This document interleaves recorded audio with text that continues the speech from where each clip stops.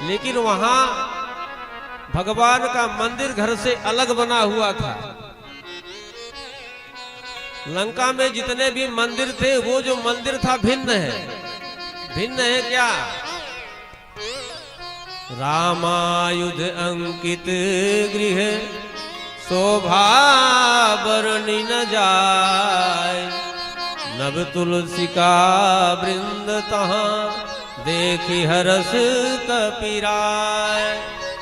मंदिर में भिन्नता केवल यही थी कि धनुष बाण के चिन्ह लगे हुए थे और द्वार पर माता तुलसी विराजमान थी।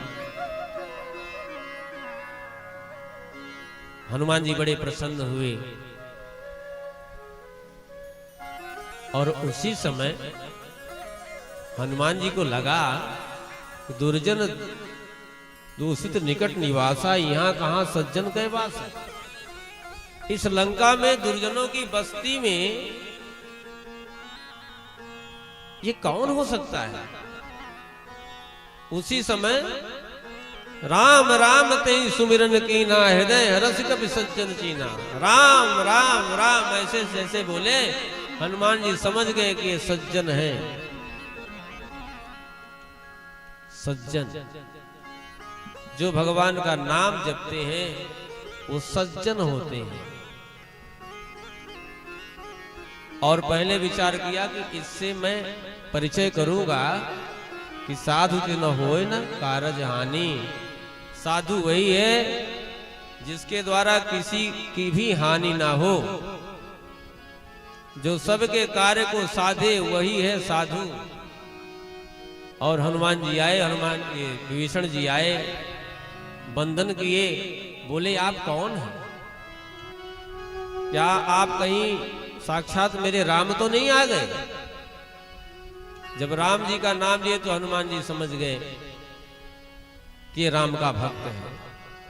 तो बोले मैं राम जी का दूत हूं, पवन सुत हनुमान हूं। और इतने में हनुमान विभीषण जी कहते हैं कि अब मोहि भा भरोस हनुमंता, बिनु हरि कृपा मिल ही नहीं संता। जब तक भगवान की कृपा नहीं होती तब तक संतों का दर्शन प्राप्त नहीं होता। संत मिल जाए, संतों का दर्शन मिल जाए तो समझ जाओ भगवान की अनंत कृपा। भगवान कहते हैं कि ये बताओ कि इन दुर्जनों की बस्ती में आप रहते कैसे हो? तो विभीषण जी ने कहा कि महाराज मैं उसी प्रकार रहता हूं जैसे 32 दांतों के बीच में जिह्वा रहती है। तो हनुमान जी विचार किए कि ये 32 दांतों के बीच में जिह्वा यानी जिह्वा बन रहे हैं। तो सही बात है कि जिह्वा कोई कटुवचन कह दे तो लोग मुक्का मारते हैं मुख में, तो 32 बाहर आ जाती कि नहीं? माने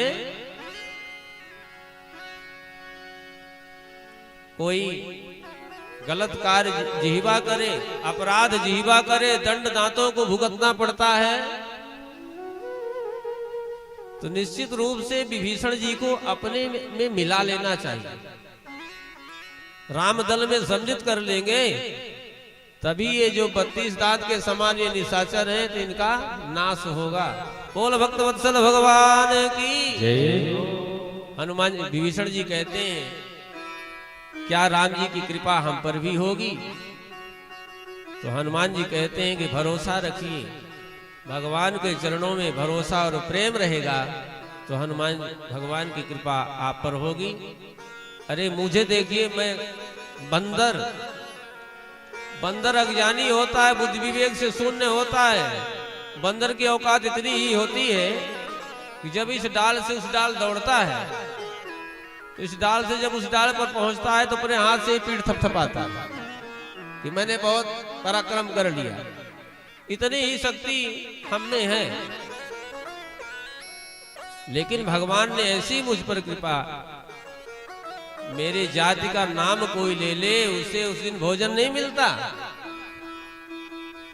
पर ऐसे पर भी भगवान की इतनी कृपा हुई कि कह नहीं सकता।